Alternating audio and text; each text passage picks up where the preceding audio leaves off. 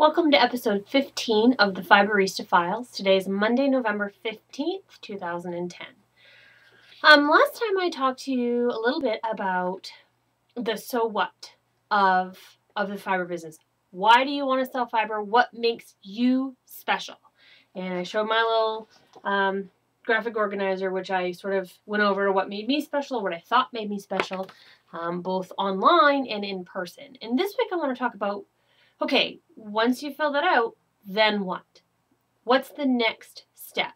It's actually not so much one step as a whole bunch of little tiny ones that, depending on what your goals are for your business, you may have to do them all immediately, or some you may be able to put off. I did these pretty much almost the first things that I did once I decided I wanted to own a shop, was to do all of these things. The first thing I did sounds easy, but it's not easy because it's picking your name. Choosing your name has the capability of being a really great thing that helps earn you business, or it can be a downfall or a definitely a pothole in you trying to make a living from what you're doing.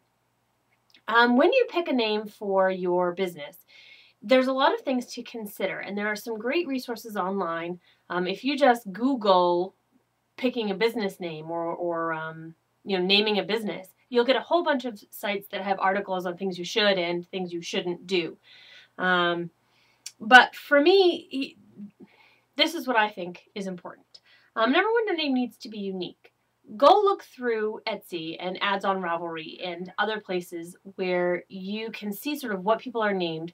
Obviously, you can't have a business called Ravelry because one already exists. You need to be unique. You need to have something that's nobody else has. Googling is a very effective way these days to see if somebody else has your name. When naming your business, know that puns are very difficult to do well. The best example of a pun or a play on words that I can think of is the coffee bar in the TV show Friends, which was called Central Perk. Both a play on New York, Central Park, and Perk, it was a coffee shop, percolate, get it? If you have to explain your pun to people, it's not a good pun at all. So I would avoid puns if possible. Your name should be short, especially later on when you have a web presence. You don't want to have, there's a fiber shop in a town that I go by that's the town's name, and then it's Fiber, Craft, and Quilt. So it's town name, Fiber, Craft, and Quilt. And you have to write that on the checks. People have to write that on the checks when they shop there. It's a long name to write. So you've got to be thinking about something that's short and grabby and unique and isn't a pun and is also not taken and that relates to your business. I'm Highland Handmades instead of Highland Fibers because I knew right from the beginning that I wasn't just going to have fiber. My husband who does woodworking, I knew that I wanted to have spindles in the shop. I would love at some point, if we can get the appropriate tools, for him to have sock blockers and wraps per inch gauges and other things, other handmade things that aren't strictly fiber. So I needed a name that would encapsulate the fact that we are in the Highlands of Maine, again, capitalizing on the Maine aspect, as well as not just being fiber and yarn. So, you need to know that if somebody else in your state has the same name, you can't have it. It's copyright infringement and you can get sued. Bad idea. Google. Please use your Google foo and find out if anybody else has your name. The only thing even close to Highland Handmades was Highland Handmade Chocolates, I think, is what they were called. And they're in Scotland. So not only was the name different, but that cat's trying to get in. Not only was the name different, but nothing similar was in the U.S. So I was pretty safe on that. If you are afraid that somebody will take your name, trademark it. Trademarking costs something like $250. It's some ridiculous amount, and it takes months and months and months, if not years, to get your trademark. But if you're that worried about it and it's that important to you, why not? So once you have your name, you know what's unique about yourself, you know what your name is, you need to do some paperwork, some filing of legal documents. And there's two that are very important. The first one is filing your DBA, or your doing business as. In Maine, and of course every state is different, but in Maine it's a form that you can fill out right online. It's called a seller certificate, where it gives you permission to operate a business using that name. Now, my doing business as doubles as my seller certificate. So it's all on the same piece of paper, and it says seller certificate, you have permission to sell, blah, blah, in the state of Maine, and you're doing business as Highland Handmades. You can go to City Hall and get this. In Maine, you can do it online. You can file it right online. It cost me no money. In some states, it can be up to, I guess, as much as $100, but it cost me nothing. I simply filled out the online form, clicked submit, and about a month later, I had a nice little piece of paper that was, this big, and it had the certificate right on it, and I take it with me to shows just in case, anybody asks for it or needs to see it.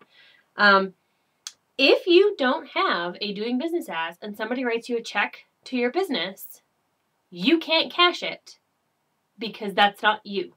You have to have, there's another piece you need to have for the doing business as, but with that DBA, you can say, look, this is me, this is who I am doing business as Highland Handmades, this check is to Highland Handmades, I get that money.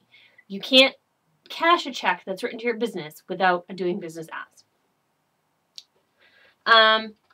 You also need a tax ID. Now, a lot of people say, well, I'm just doing this, small time. It's not anything I'm going to get audited for. Do I need a do I need a tax ID number? It's also known as an employer identification number. It's given to you by the IRS. Yes, you do, and here's why. The tax ID number is what you need in order to get a checking account in your business name. Now, you don't necessarily need a checking account in your business name, but if you try to get one, they will need your tax ID number. If you want to get a loan, they need your tax ID number. If you have wild success and you make a lot of money, you need to report it to the IRS for your taxes. So you need the tax ID number. It doesn't cost you anything. You simply go online, and there's a link in the show notes right underneath. You go online and you select the type of business that you are, whether you're a sole proprietorship or limited liability company, whichever you choose. More on that in a minute. And then you click submit, and they give you a PDF file that has your tax ID number on it. Print this several times to keep copies in several locations. They only give you your tax ID number once. You cannot get it again. Please keep this. This is vitally important for you to hang on to and know where to put your hands on it. Loans, taxes, checking account, all that stuff. You need the tax ID number for. So once you have your doing business as, your DBA or your seller certificate, and you have your tax ID number or your EIN number, you're good to go. Neither of those documents cost me anything here in Maine, and it meant that I was totally legal business, and not only was I legal, but I had totally cleared my way for cashing checks from customers or, getting that business checking account, which I did end up needing, and all of that. While I was doing all this, I came across the "what type of business are you?" question, and it gave me pause. Was I going to be a sole proprietorship, a limited liability company, a corporation? What was I going to be? Now, I didn't really know a lot about the different types of businesses. However, the information that I did read said that most small businesses start out as a sole proprietorship and that you can change it down the road.